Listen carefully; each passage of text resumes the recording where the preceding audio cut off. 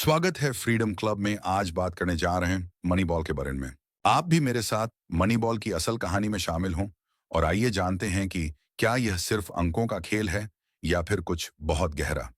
जो लोग नहीं जानते उनके लिए बता दूं कि मनी बॉल बेसबॉल के लिए एक बहुत ही दिलचस्प तरीका है जिसने इस खेल की नींव हिला दी। यह सिर्फ संख्याओं को स्प्रेडशीट पर डालने से कहीं बढ़कर है। यह नवाचार, चुनौती और अंत में सफलता की कहानी है। मनी बॉल का प्रभाव बेसबॉल से कहीं आगे तक फैला है, जिसने पूरे खेल विश्लेषण को प्रभावित किया है।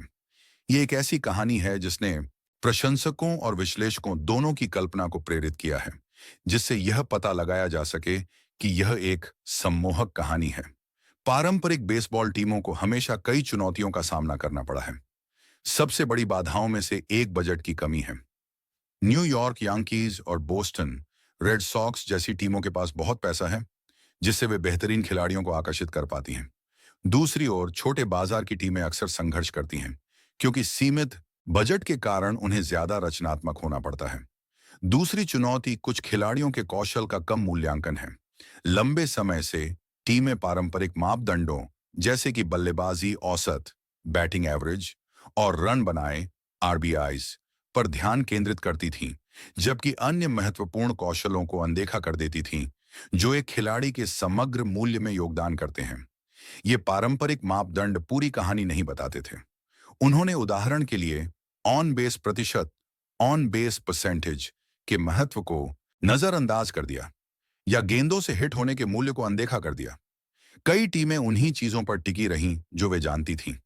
उन खिलाड़ियों में क्षमता देखने में असफल रहीं जो पारंपरिक सांचे में फिट नहीं बैठते थे।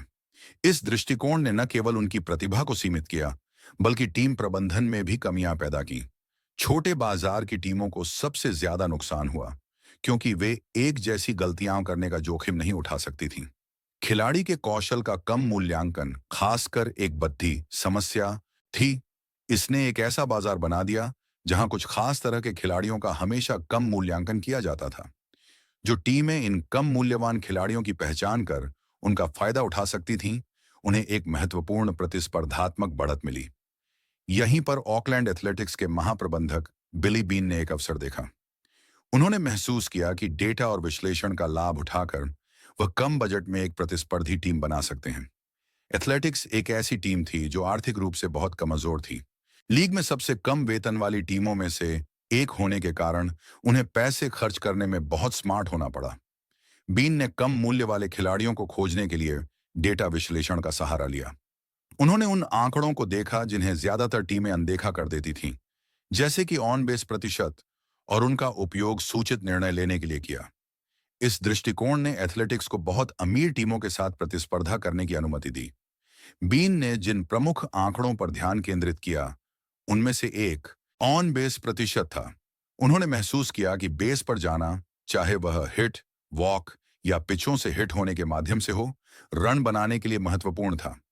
उच्च ऑन बेस प्रतिशत वाले खिलाड़ियों को लक्षित करके वह एक ऐसी टीम बना सके जो लगातार रन बनाती थी और गेम जीतती थी।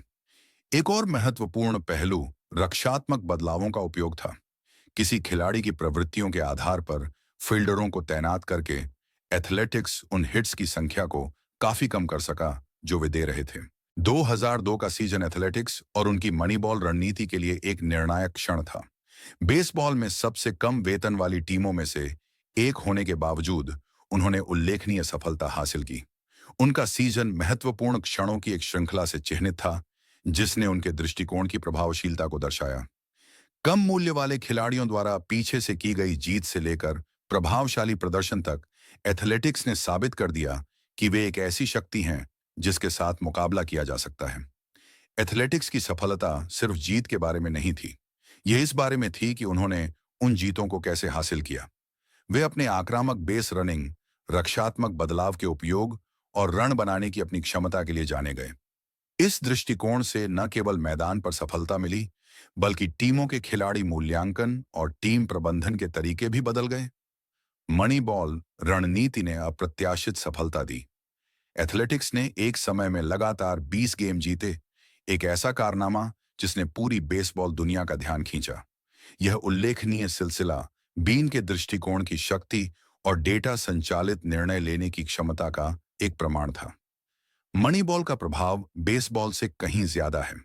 इसने टीमों के खिलाड़ी मूल्यांकन और टीम प्रबंधन के दृष्टिकोण को बदल दिया है। डेटा और विश्लेषण का लाभ उठाकर टीमें प्रतिस्पर्धी बढ़त हासिल कर सकती हैं और सीमित संसाधनों के साथ भी सफलता प्राप्त कर सकती हैं। मनीबॉल की कहानी एक अनुस्मारक के रूप में कार्य करती है कि नवाचार और रचनात्मकता उल्लेखनीय उपलब्धियों को जन्म दे सकती है। तो मनीबॉल से मुख्य सीख क्या है? सीधे शब्दों में कहें, यह टीम प्रबंधन और खिलाड़ी मूल्यांकन को बदलने के लिए डेटा विश्लेषण की शक्ति के बारे में है। पारंपरिक मापदंडों से परे देखकर और एक डेटा संचालित दृष्टिकोण को अपनाकर टीमें कम मूल्य वाले खिलाड़ियों का पता लगा सकती हैं और प्रतिस्पर्धी बढ़त हासिल कर सकती हैं। यदि आप भी खेल और विश्लेषण के प्रति उतने ही उत्सुक हैं जितने कि मैं हूं, तो मुझे आपके विचार जानना अच्छा लगेगा। अपने पसंदीदा खेल टीमों पर विश्लेषण ने कैसे प्रभाव डाला है, इस पर अपने विचार साझा करें। और यदि आप खेल रणनीतियों और विश्लेषण पर ज्यादा जानकारी चाहते हैं, तो मेरे अन्य वीडियो देखना सुनिश्चित करें।